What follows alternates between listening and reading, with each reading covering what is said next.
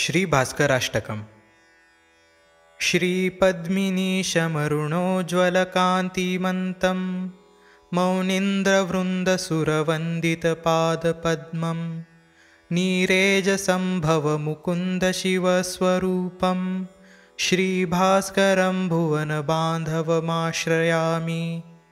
मार्तण्डमीशमखिलात्मकमंशुमन्तम् आनन्दरूपमणिमादिकसिद्धिन्दचम् आनन्दरूपमणिमादिकसिद्धिदं च अध्यन्तमध्यरहितं च शिवप्रदं त्वां श्रीभास्करं नतजनाश्रयामाश्रयामि।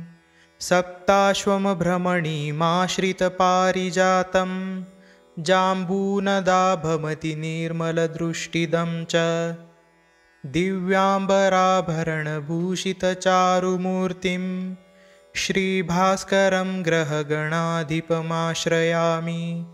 पापार्तिरोगभयदुःखहरं शरण्यं संसारगाढतमसागरतारकं च हंसात्मकं निगमवेद्यमहस्करं त्वां श्रीभास्करं कमलबान्धवमाश्रयामि।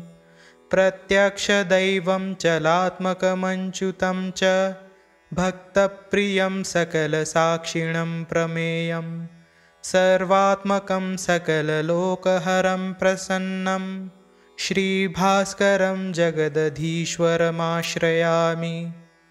ज्योतिस्वरूपमघसञ्चयनाशकं च तापत्रयान्तकमनन्तसुखप्रदं च कालात्मकं ग्रहगणेन सुसेवितं च श्रीभास्करं भुवनरक्षकमाश्रयामि।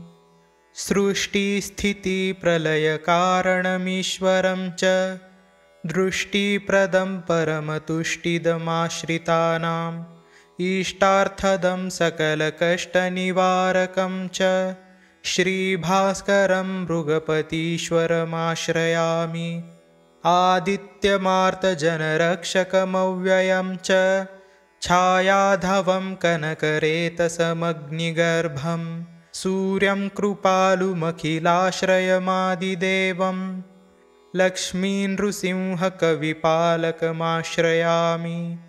फलश्रुतिः श्रीभास्कराष्टकमिदं परमं पवित्रं यत्र श्रुतं च पठितं सततं स्मृतं च तत्र स्थिराणि कमलाप्तकृपाविलासै दीर्घायुरर्थबलवीर्यसुतादिकानि।